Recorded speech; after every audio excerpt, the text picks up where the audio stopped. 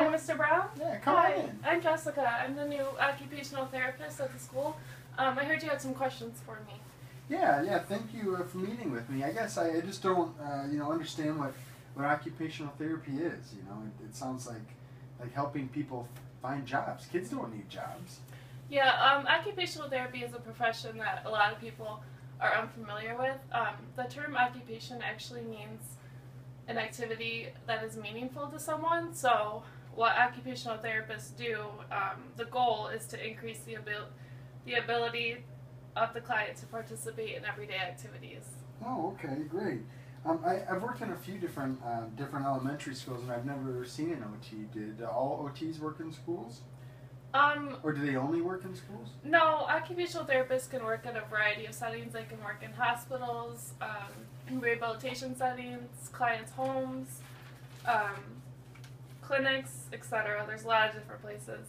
We also work with any age group ranging from infants born prematurely to older adults. Oh, okay, that's good to know. I guess I was just kind of worried because the kids in my class are in second grade, and I felt like occupational therapy might scare or confuse them. No, I think your kids will enjoy occupational therapy. We try to make it fun for them, and when we're working with kids, we incorporate play into our activities because play is the biggest part of their life right now because they're so young.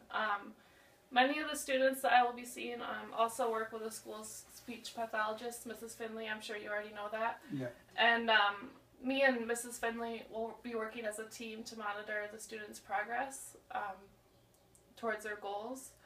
Okay, and great. So we'll be meeting probably every week. So I guess more specifically, what sort of things will you be helping my students with? Well, every student is different, so every situation will be different. In most school settings, we can help the students improve motor skills that will be helpful in the classroom, such as writing, carrying their book bag, using the bathroom independently.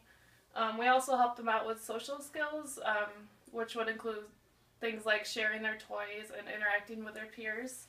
Basically, our goal overall is to help your students gain confidence, gain skills for the classroom and for play, and improve their self-care skills.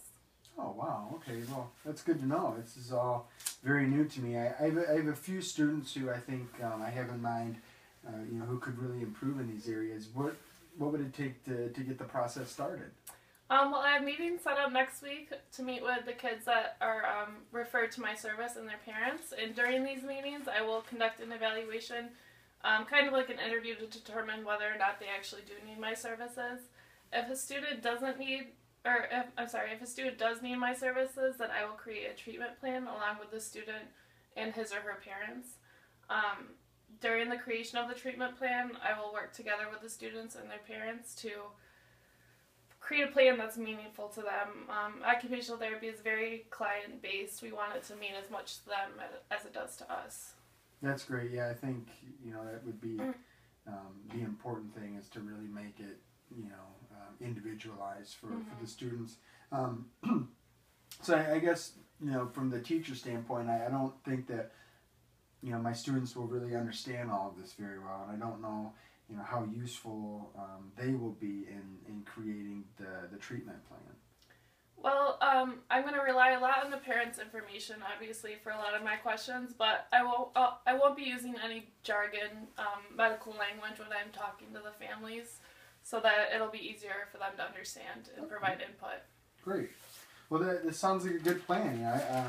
I can't wait to get it started. I have a daughter, actually, who just started college, and I think occupational therapy is something that might interest her. How many years of schooling does it take to become an OT, as they call it?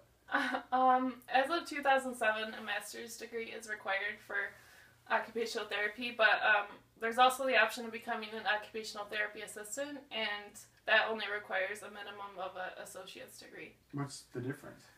Well, occupational therapy assistant, the assistant's education is focused more on the technical skills, and the OT's education is focused more on evaluation, critical thinking, research, and intervention planning. Occupational therapy assistants are called OTAs. They work under the supervision of OTs, and depending on their skill level, the supervision level may vary. They may only check in with the OT once a month, which is called general supervision, or they may be supervised by the OT every day, which is called close supervision. Wow. Well, that's a lot of information. I'll be sure to pass that along to her. After you're done writing some of your treatment plans, can I take a couple home to show her? Unfortunately, that would be a breach of confidentiality. Like most medical professions, we have a code of ethics to follow as an OT. But your daughter is welcome to email me with any questions that she may have. Okay, great. Well, I think that's all I have for you, Jessica. Okay. I really appreciate you sitting down with me, and I hope you have a great day. Okay, great. It was nice to meet you. You as well. Take care. You too. The door should be unlocked. Okay.